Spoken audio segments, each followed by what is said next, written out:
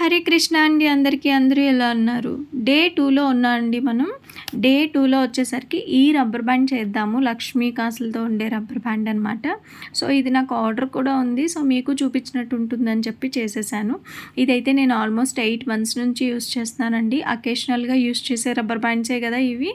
So ఇదైతే నేను లక్ష్మీ కాసుల పేర్స్ ఉంటాయి కదా, సో వాటిల్లో లక్ష్మీ కాసులు అనేది కట్ చేసి నేను చేస్తున్నానండి. అందుకే అంత డార్క్గా ఉన్నాయి. సో మామూలుగా లక్ష్మీ కాసులు బ్యాంగిల్స్కి యూస్ చేసేవైతే ఇంత డార్క్గా ఉండవు. సో నేనైతే 1.5 ఇంచ్ ఎండిఎఫ్ బేస్ తీసుకున్నాను. దానిపైన మీడియం సైజ్ లక్ష్మీ కాసు అటాచ్ చేస్తున్నానండి. ఇది నేను ఇప్పుడు ఏదైతే చూపిస్తున్నానో దానికంటే చిన్నది ఉంటుంది, దానికంటే పెద్దది కూడా ఉంటుంది. సో మీరు కొనుక్కునేటప్పుడు జాగ్రత్తగా చూసుకొని కొనుక్కోండి.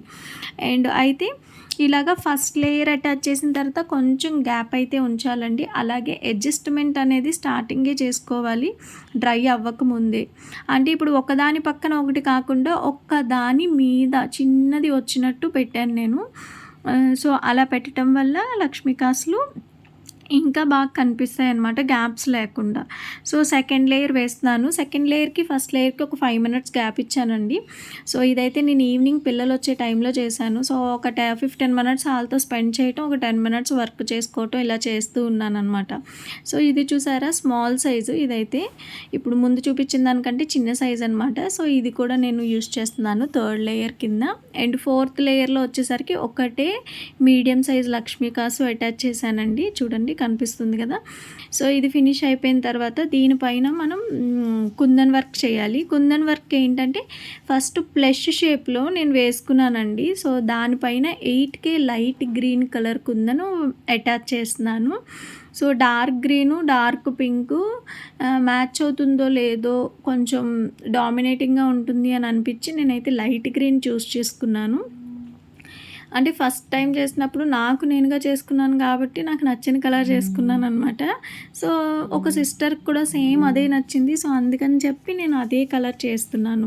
సో చూడండి ఇప్పుడు సెకండ్ లేయర్ దీనిపైన వేయటానికి అవ్వదు, ఎందుకంటే గ్రిప్ ఉండదు కదా. సో నెక్స్ట్ లేయర్ వేసినప్పుడు అది ఆపోజిట్ డైరెక్షన్లో వేస్తాం కాబట్టి, సో అందుకని చెప్పి ఇక్కడ నేను స్క్వేర్స్ అతికించుకుంటున్నాను ఆ గ్యాప్స్లో ఫిల్ చేయడానికి. సో ఇలా 4 సైడ్స్ కూడా గ్యాప్స్ ఫిల్ చేసిన తర్వాత మనం 3D వర్క్ చేస్తాము. సో చూసారా ఇలా చేసినా కూడా ఇంకా ఎక్కడో లుక్ మిస్ అవుతుంది. సో అందుకని దీనిపైన మళ్ళీ ఆపోజిట్ డైరెక్షన్లో వేసాను. చూడండి కింద మనకి పింక్ కలరు స్క్వేర్ ఉండటం వల్ల అది ఏంటంటే పైన అతికిచ్చే 8K అనేది నించుంటుంది. ఒకవేళ ముందు అది అతికించకపోయింటే ఇది అతుక్కునే ఛాన్స్ ఉండదండి, ఊడిపోతుంది. అతకటం కూడా చాలా చాలా కష్టం అవుతుంది అనమాట. సో అందుకని చెప్పి నేను అంత దగ్గరగా డిజైన్ వేసేసాను. లేదంటే ఇంకొంచెం గ్యాప్ ఇచ్చి కూడా వేసుకోవచ్చు డిజైన్ అనేది.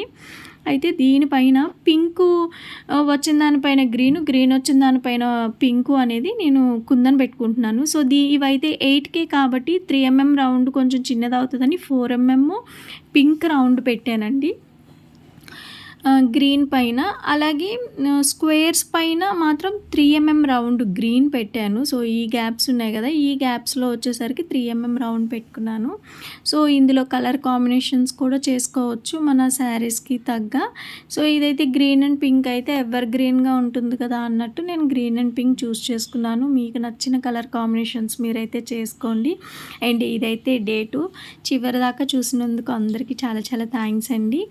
అండ్ అంతేకాకుండా మంచి మంచి డిజైన్స్ ఖచ్చితంగా తీసుకొస్తాను. ఇప్పటివరకు నా ఛానల్ ఎవరైనా సబ్స్క్రైబ్ చేసుకోకపోతే ప్లీజ్ సబ్స్క్రైబ్ చేసుకోండి. And me friends and family మెంబర్స్కి షేర్ చేయండి. అదండి ఈరోజు వీడియో. ఉంటాను మరి, మళ్ళీ రేపు వీడియోలో కలుద్దాం. Bye bye.